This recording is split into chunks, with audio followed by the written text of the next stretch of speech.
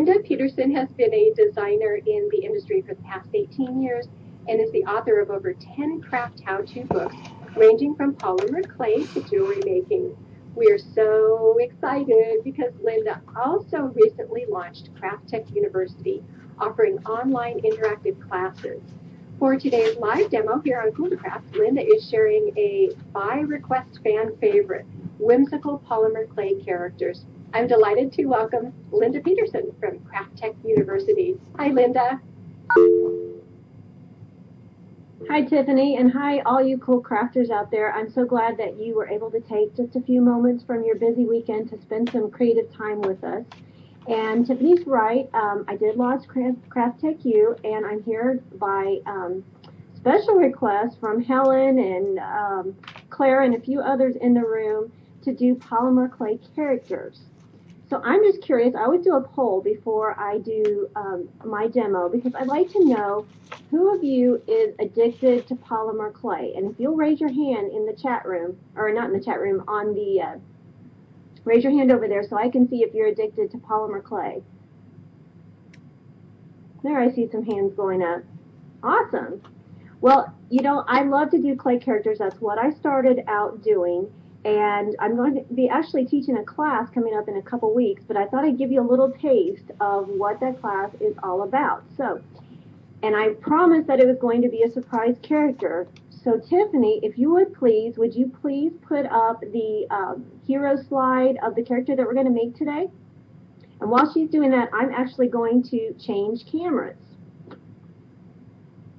So here you see the colors of clay that we're going to be using. I've got two colors of brown. One is kind of a muddy brown. This one over here is kind of a muddy brown. This one's a lighter brown right here. Got a little piece of red because we're not going to be needing much red, and we're going to use a little bit of black right here. Then this little thing over here I've made with a little piece of shrink plastic, and it's just a little sign that we made because I love words, and I have a fascination with words and letters, and I just love to label everything. This up here that you see is just a jar of lots of little black beads. That's what we're going to be using for the eyes. And then I have just a couple little tools. So I have a needle tool, very important if you're working with clay characters. Needle tool there. And I have a clay shaper, and you can tell that mine is very well loved. A clay shaper is a rubber-tipped pointed tool that's flexible, and this is really vital when you're working with characters because it really adds a lot of personality. So what I'm going to do is I'm going to take all these colors of clay away. I'm going to switch this out. I build my characters from the bottom up. So what you see here is that I have a grouping of three, and these are actually three little feet. It's the feet of the turtle, and see if I can get that a little bit more. There we go. Okay, there's the feet of the turtle, and we're going to be making the fourth one so that you can see the shape. Now, I work with a technique that I've devised called 6 Simple Shapes, and that is a class actually that we're going to do on the 17th of June. And if you are new to characters, or even if you have a little experience working with characters, I really recommend that class because I guarantee that your characters will take on a whole new life after you've taken that class. So what I've done here is I've used one of my 6 simple shapes. This is called a tapered log, which means that it's thicker on one end, thinner on the other. I've rolled it against my table, and now I'm going to press it into the table. This is just to create the shape of a big fat foot, which when you're making whimsical characters, it's nice to make them a little exaggerated. It gives them a lot more personality. And now I'm going to just add a couple little marks. All right. So since I've already have the other 3 made, we'll just add this to the cluster of 3. And you're actually looking at it top down. This is the top. Now we're going to go on to the neckline. Again, I've already rolled the neckline, but it's the same shape that I just made before. It's still a tapered log. And I'm going to take the thicker end, put it over the body, press the neckline up. One thing I did forget to do is bring a little piece of wire. And what I would have done is I would have put a little piece of wire in the neckline going down. This would help to keep his head straight, but I'll show you another technique to keep his head up. And we're going to work on the face. Now the face is rolled from a ball, and I tend to make mine, well, what I call a rounded triangle. And I know it might be hard to see here, but there is a triangle because the bottom is thicker than the top, and it's blunt. So the bottom part here is the face. Now what I'm going to do is I'm going to turn this over. Sorry, you're going to have to look at this upside down. And I'm going to mark where I want the eyes. I want an eye there, and I want an eye there. Now I'm going to come back in with my clay shaper, and I'm going to round out a cavity for his eye. And you'll notice I turned it over. So I work right side up and then upside down. There's a reason for this. So we have the eye cavity. I'm going to grab a couple little beads, and I'm going to drop a bead in each cavity. Okay. And now I'm going to shape the eyes.